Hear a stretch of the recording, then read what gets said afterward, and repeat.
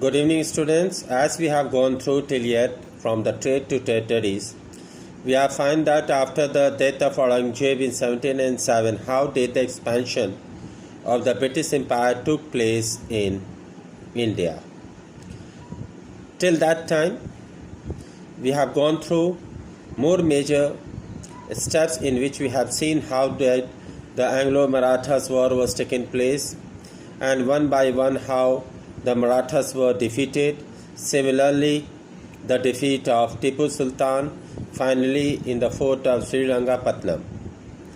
Today, we will come to one of the most important topic after subsidiary alliance, and that topic will clarify that how the British wanted the complete administration of the empire, which was not working in favor of them. So today's topic will be the doctrine of lapse. The final wave of annexation occurred under the Lord Dalhousie, who was the Governor General from 1848 to 1856. He devised a policy that came to be known as the doctrine of lapse. The doctrine without a male. If any Indian ruler who died without a male heir, means the successor, his kingdom would be lapsed and it will become the part of the company. One kingdom after another was annexed under the doctrine of lapse.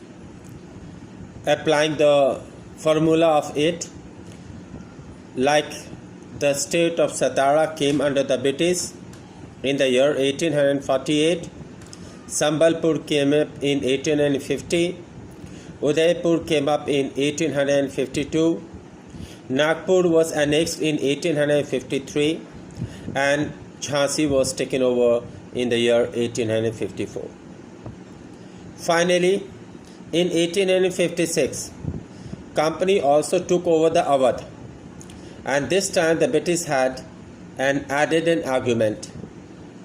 They said that they were obliged by duty to take over the Awadh in the Nawab's enraged by the humiliating way in which the Nawab was deposed, means the way Nawab was removed from there.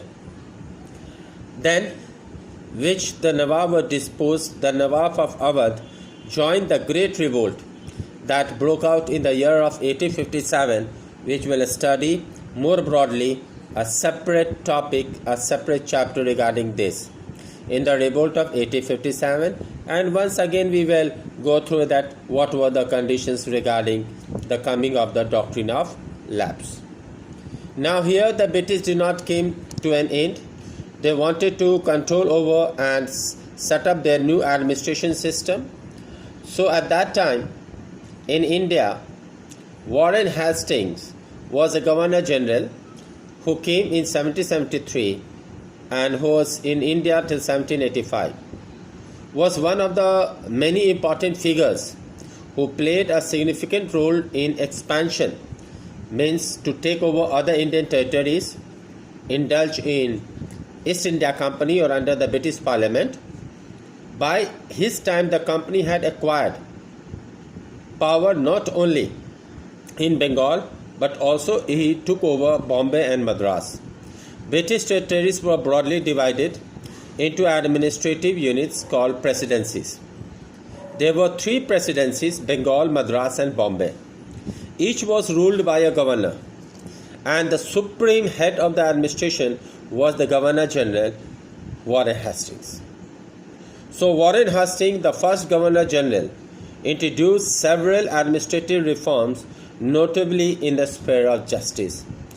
From 1772, a newly system of the justice was established. Each district was to have 2 courts. One was known as the criminal court, which was known by the Arabic or Urdu word Faujdari Adalat, and there was a civil court which was known as also Diwani Adalat. The Maulvis and the Hindu Pandits were interpreted by the Indian laws for the European district collectors who presided over the civil courts. Means the British said to the Maulanas and the Pandits that whatever the law is going to be framed in India, you also have to make some rules, regulations, and kindly send it to the parliament or to the court, through which a new law can be implemented in India. So the criminal courts were still under a Qazi and a Mufti, but under the supervision of collectors. Means Qazi and Mufti, who was known also as Qazi as a judge in a Mughal period, Mufti was a jurist who were making decisions, 4 or 5 of them, community, especially they came from Muslim community, responsible for expounding the law that Qazi would administrator. And the word impeachment came, a trial which was done by House of Lords in England for charges of misconduct was brought against a person in the House of Commons. So at last we can say the criminal courts were still under the Qazi and a Mufti, but the supervision was under the collectors. So we have seen in these 2 decisions a major problem which was coming was that of the Brahmins Pandits gave different interpretation of the local laws based on the different schools of Dharma Shastra.